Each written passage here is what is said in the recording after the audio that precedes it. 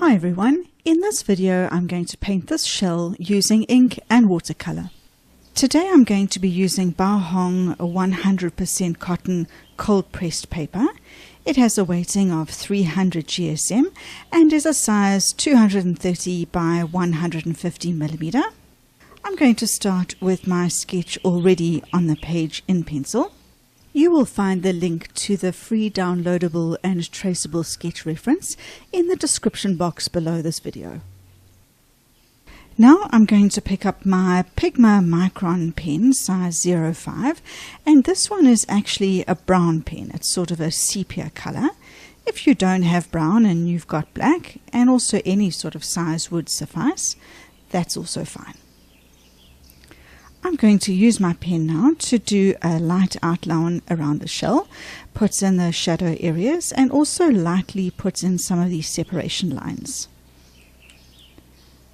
I'm going to hold the pen very lightly in my fingers so that I don't do a super solid line, but more just a suggested outline. I can go a little bit heavier with my pen in the areas here where I know that there's going to be shadow.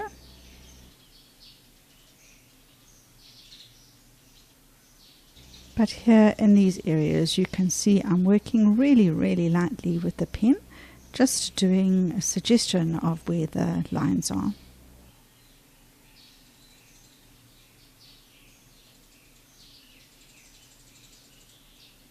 I'm just going to do a little bit of a sort of V shape into where each of these lines start, just because this is a more prominent section and it'll help me with the shadowing later on.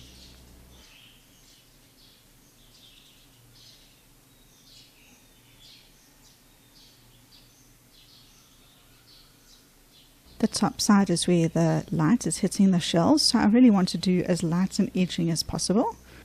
And then I don't mind doing a stronger line as I go further down here, because this is darker and in shadow.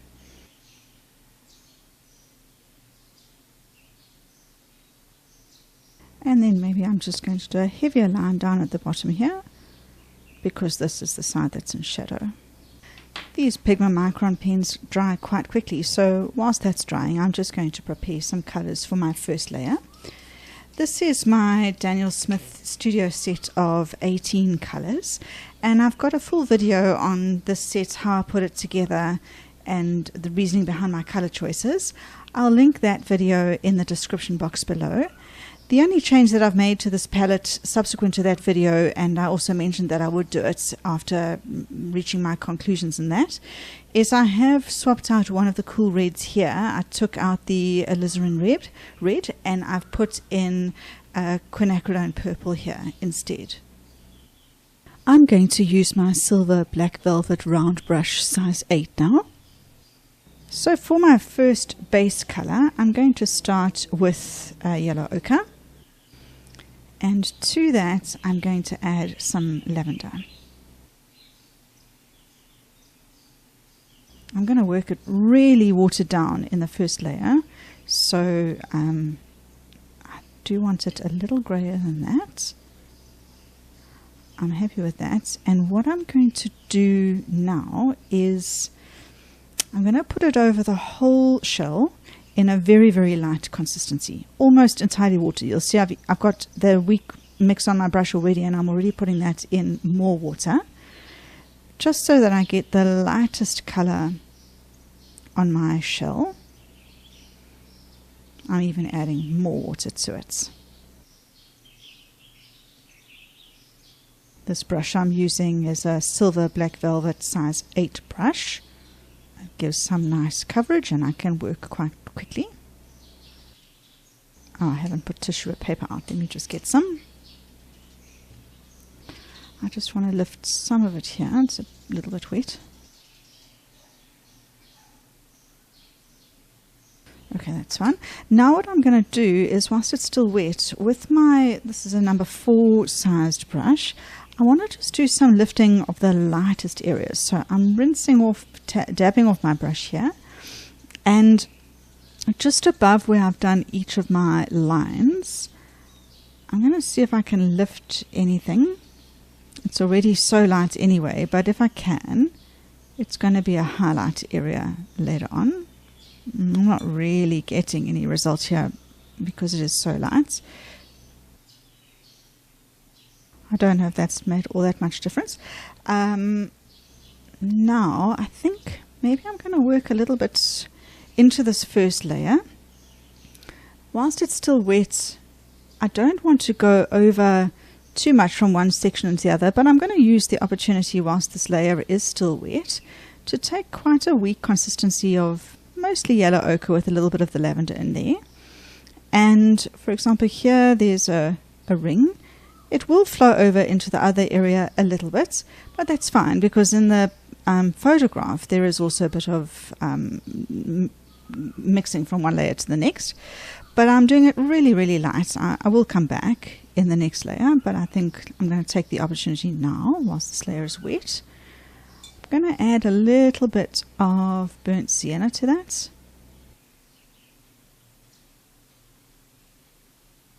And do that in this area. It's drying a little bit, so I'm just going to wet the edge to encourage it to blend. And this area down here might be drying a bit because I did so much lifting. So I'm just putting a little bit of water. And take a bit more lavender.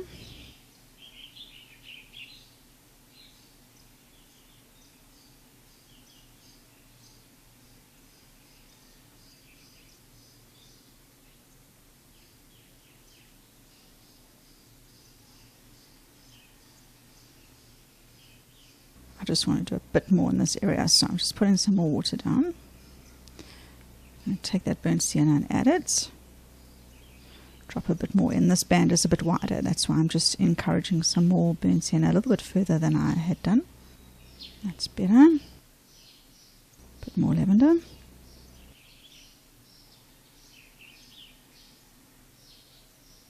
What I'm going to do now that I've added this extra layer is I'm going to try and do some lifting again, and I think I'll be more successful because there is more colour on the page.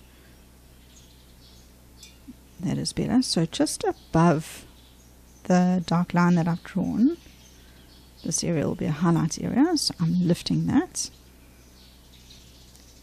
And depending on how much water you've got on the page, it might start filling in the area that you have just lifted, so you may have to do it more than once. So just keep an eye on it as it's drying. So for example, this first one that I did, I don't mind doing it again. And I can't just walk away and let this dry now because these areas will fill in. So I'm just going to sit and watch it as it dries and do this again and again if I need to.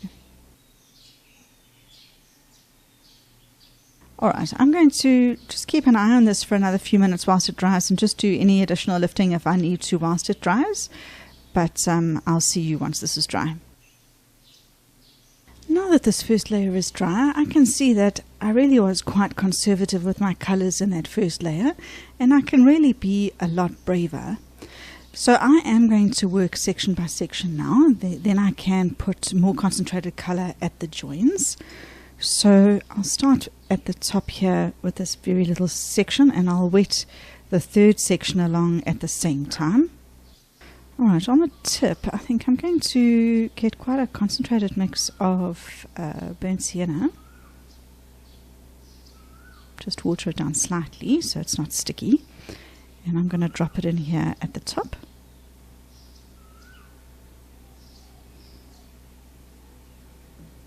I don't want that to blend too far, so if I need to lift it, just to restrict how far it goes, I'll just keep an eye on that, because I would like to leave a lighter section there. I want to mix up a bit of a shadow colour here, so let me think.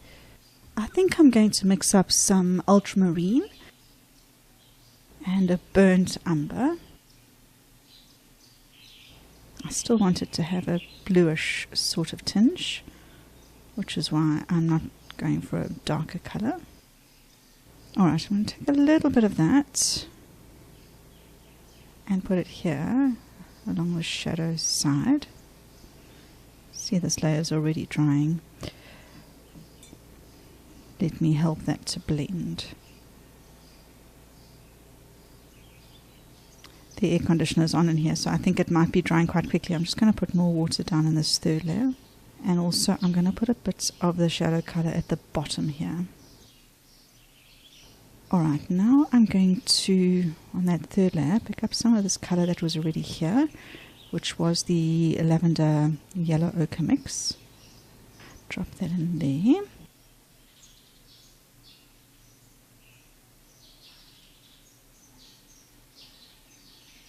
And maybe I will add a bit of the burnt sienna to it and do that down here. And then I'm going to get that shadow color. Firstly, I'll drop it in at the bottom and then along the edge here.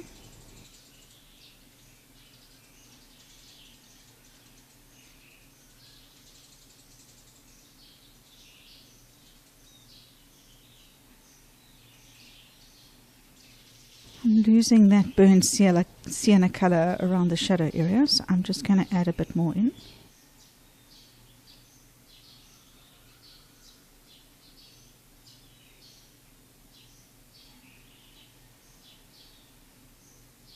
And then I'm keeping an eye on the center of that section, just because I want to keep a light area between the two sections of color.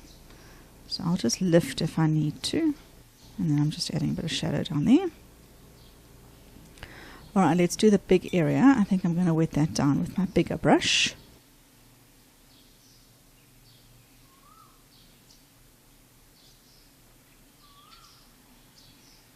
Alright, I'm going to add some burnt sienna to this mix here. There's a bit of a pinkish tinge to that first color on this main section. I'm just going to take the tiniest bit of quinacridone rose. Yeah, I like that. And then I'm going to drop it in. I'm going to about 1/3 of the way there. And I'm avoiding those white highlight areas that I had created in the first layer.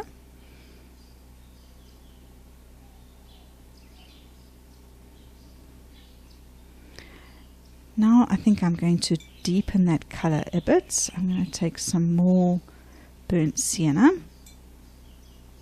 and a little bit more quinacridone rose. Got it in a thicker consistency now, and I'm just going to sort of do a more concentrated area kind of there. I'm wondering also if before I add all these colors, if I shouldn't put that shadow color at the bottom here before I add all my colors and blur them all together.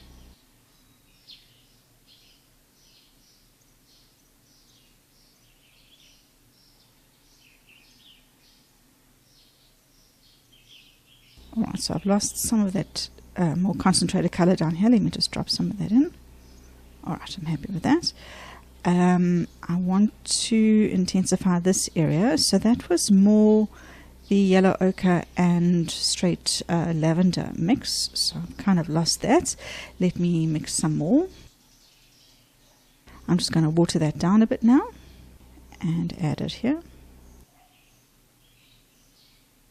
And then it gets a little bit more blue, so I will add more lavender.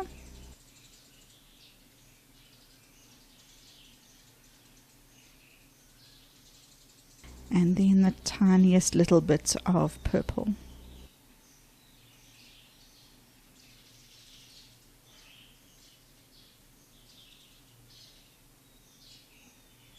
And now I'm just going to do some lifting along that area that I wanted a little bit lighter.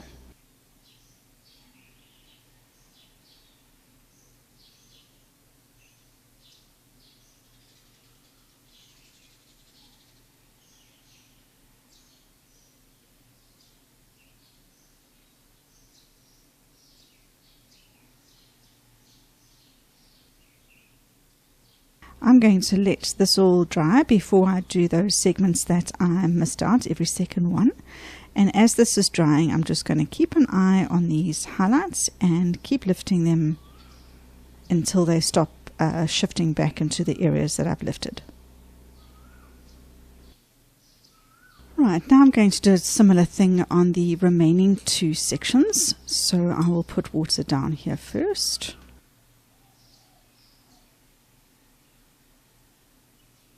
I'm going to take mostly yellow ochre here. I think I need to mix up a bit more shadow color.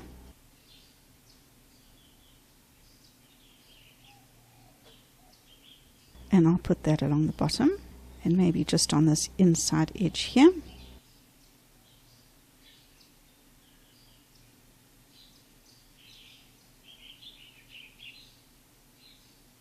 Alright, I might add something more, but that's still quite wet. Let me do this area.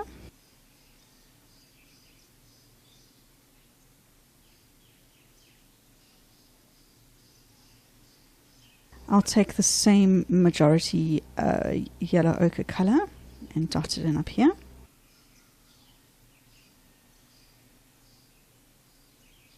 Let me get some shadow and put it down here and on this inside edge.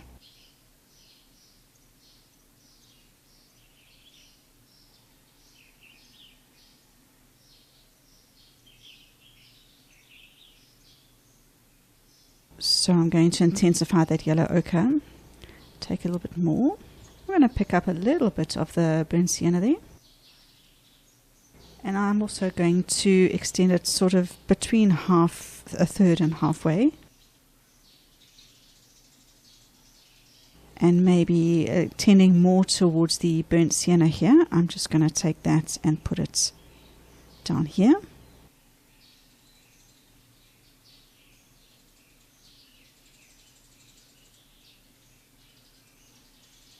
I want to keep this area in between lights. So that was all quite wet there, it all blended. I'm just going to take yellow ochre, put it in the burnt sienna a little, getting it a little bit in more of a concentrated mix on my brush, and maybe just drop some into the center here. And I'll do the same down here.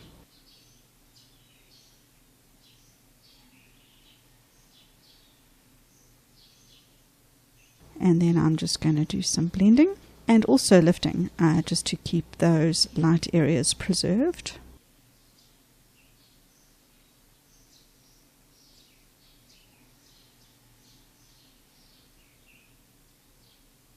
Then I think I'm going to work on the shadow area down here. Before I start, I just want to have my shadow color prepared. So I'm putting down the ultramarine. I want it to tend towards the bluish color, so I'm just adding a little bit of the burnt sienna, but I like that bluish color there. So what I'm going to do, I'm actually going to use my bigger brush. When I put my water down now for the shadow, I'm going to put water well beyond where I want the shadow to go, so that I don't get any hard edges to the shadow that I put down. So I'm going to go to sort of here on this side. I'm going to move my page around again, just, being right-handed. It's going to be easier for me to just turn my page and then use my brush, put water around the edge, and again beyond where I want the shadow to go. And over here, I'll sort of stop over here.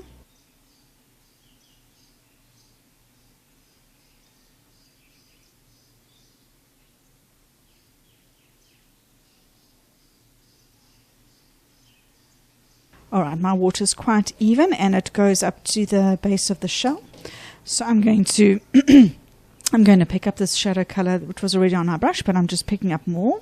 And I'm going to start at the base here, touch the shell, and we can see how nicely the shadow color blends.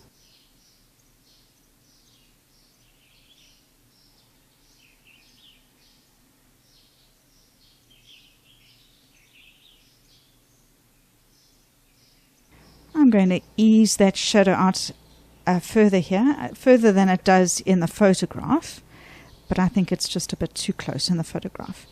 So I'm going to lighten it and extend it out a little bit further. Then, whilst it's still wet, wrong color, I'm just going to mix up more of that shadow color just to put it concentrated near the base. So now it's a thicker consistency on my brush, and I'm going to come in again very close to the base of the shell. Because the paint is a thicker consistency and the color is drying on my paper, it means it's blending less.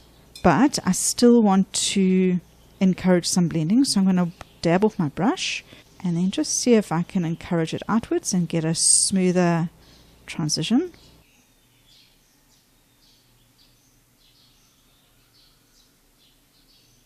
If you're nervous about putting shadow on top of shadow, you can also let the first shadow layer dry and then come and do this as an additional layer. You see it's starting to lift because my brush was too dry, so I'm just watering it down, wetting it down. I'm just trying to get some blending here. Alright, that's going to get overworked. I'm going to start lifting shadow if I mess around with this anymore. So I'm going to let that dry, and if I need to add more to that shadow, I'll do it in an additional layer. Alright, now that this layer is completely dry, I want to do a bit of work on the shadows on the shell itself. I'm going to start by putting shadow on the left hand side where each of these creases is. So because I'm right-handed, I'm going to turn this upside down because I'm going to want to do a concentrated shadow on the edge here and then blend it to what is the left. But now if I turn it upside down, I can blend it to the right, which is going to be easier for me. So I'm going to work upside down initially. I'm going to mix up some more shadow color, and I'm going to warm it up a little bit with the burnt sienna and then just a bit of cobalt blue. I want a thickish concentration so that I can get it quite dark along the crease line. I want the shadow to blend a little bit, but not too much, so I do want to moisten this layer a little bit just so that the color I put down isn't a solid line, but I don't want to make it very wet at all, and I don't want to get a sorry, I've just gone over the line there. I don't want to get a hard line formed at the edge of the water. That's why I'm kind of filling up the whole area, although it's definitely not going to blend that far. And then I'm just lifting the water here because I don't want it to blend too far. I'm not going to pick up too much pigment, otherwise it's going to blend like crazy. So I'm picking it up on the tip of my brush, and I'm going to do it along that inside line. And you can see it starts blending because of the water that I've put down underneath. That's exactly the sort of distance I want it to blend. I'm going to keep an eye on it to make sure it doesn't blend further than that. And I will come back just now and concentrate that line along the edge. But for now, I'm happy with that. I'll do the same here. I haven't taken my water all the way to that line, just so that it doesn't blend backwards when I do the next section.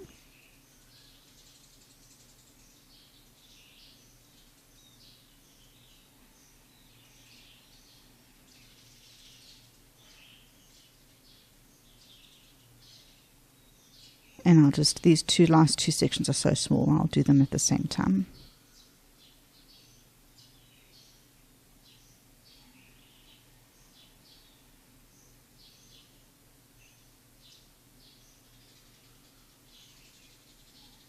Now I'm going to add a little bit more concentrated color in, just along the crease here.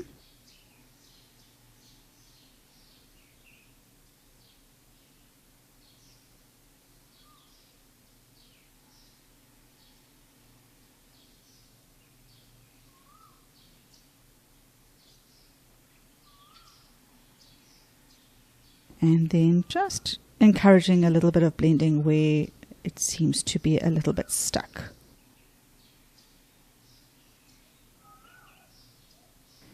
Now the last thing that I want to do, but I really want to avoid overworking this and making the whole thing look a little bit grey, but I do want to do a little bit of a shadow underneath each of these lines that I have drawn.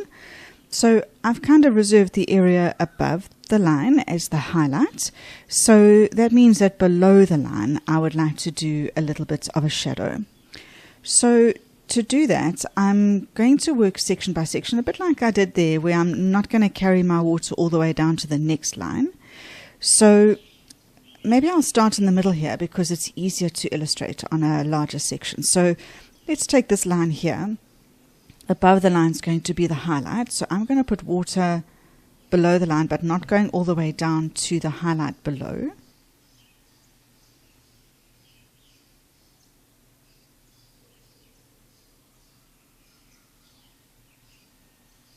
And then I'll pick up some of this shadow color.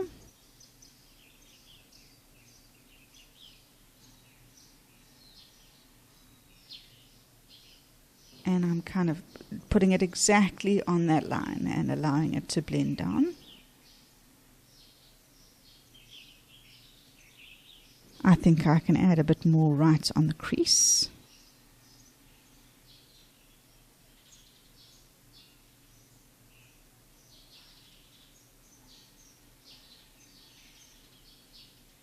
And then where it's dried a bit here, I'm just going to moisten, well, dab off my wet brush and then just encourage it to blend. So I'm now going to repeat this process for all of the lines on this side of the shell.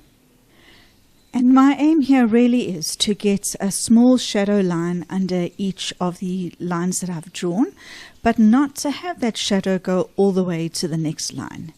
I don't want the shell to end up too grey, and if I need to, then I'm going to lift the lower area of each section just so that the shadow is limited to the top area of each section only. So just keep an eye on the shadows that you've done already, that they are not blending down too far, and lift areas if you feel that you need to in order to retain the lighter areas of each segment. And then I'm going to do a much simpler version of what I've done there in this section here, where I'm just going to get the shadow color. I'm not going to prepare with water down first. I'm just going to get the shadow color and just do it below each of the lines.